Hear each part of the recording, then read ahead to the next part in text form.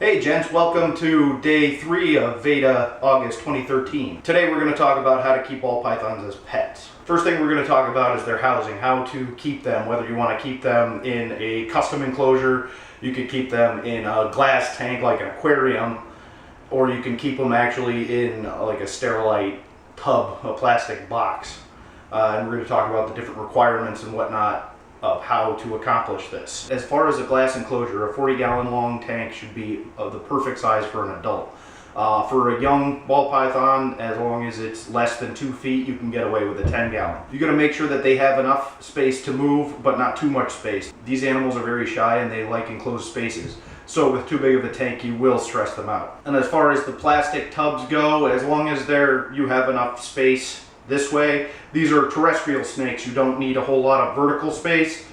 As long as you have enough floor space for them, they work out just fine. They're especially useful if you have a collection of snakes in like a rack system where you can slide them in and out. As long as you have holes drilled in the top and in the sides for proper ventilation and heat source for everything, which we'll get to later, they work fantastically. You can also build your own custom enclosure as long as you follow the same rules as you do with either of the other kinds. Whatever you do with an enclosure, you need to make sure that it's secured and the snake cannot get out. A lot of people who just use a regular tank with this kind of top on it, they can lift that up. They do make clips that go on the side like this and hold it down and secure. That way they can't lift it up and escape. The dragon can't escape, so that's not an issue.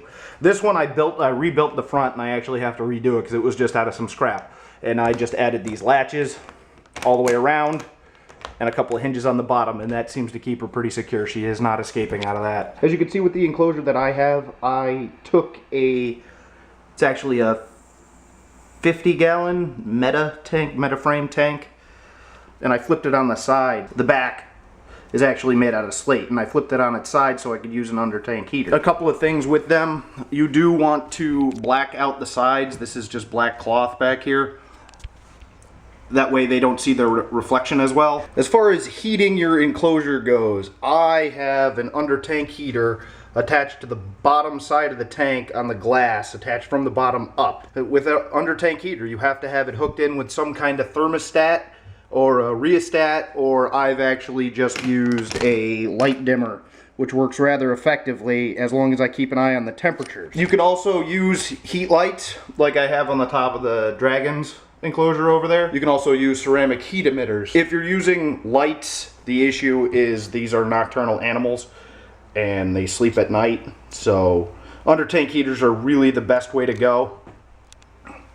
I do have this lit during the daytime from here. Those bulbs don't really throw any heat, so that's not an issue, but it is hooked in with actually the dragon's lights. It's set on a digital timer to turn on and off at certain times of day. Now with the ball python, you must have some sort of a heat gradient, with the warm side, which is this side on this tank, being between 92 and 94 degrees, and the cool side being between 82 and 84 degrees. As for measuring the heat gradient, you should use a digital thermometer. Don't use those little sticky dial ones or the ones that you find on the side of a fish tank. They're not very accurate, and they are actually measuring the temperature of the glass rather than the temperature of the air. You can buy a cheap little Accurite digital thermometer from Walmart for less than 15 bucks. This particular one comes with one probe on it, which I ran underneath to the warm side.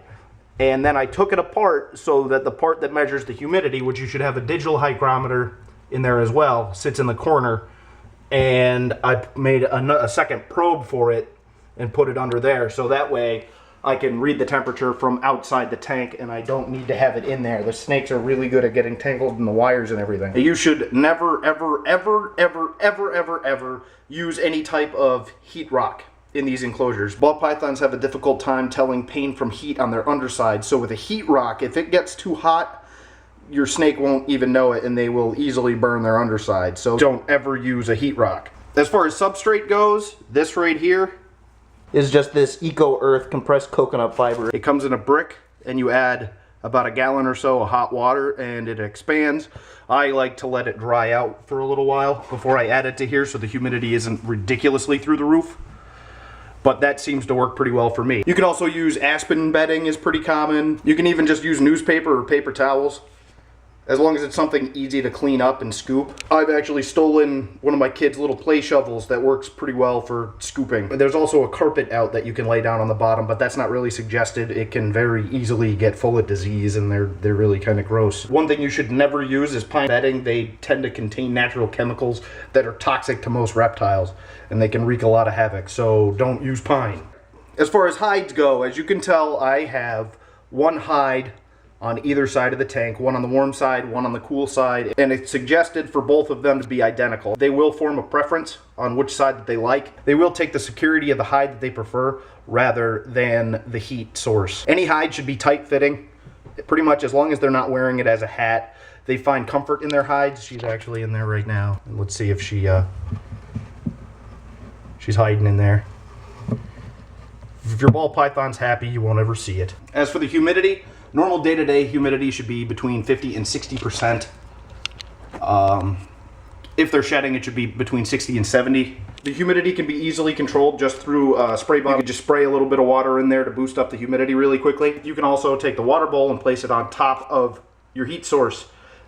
And if you have a mesh top on your tank, which I don't on this one, you can cover it up with tin foil or contact paper or something along those lines, and that helps to boost the humidity.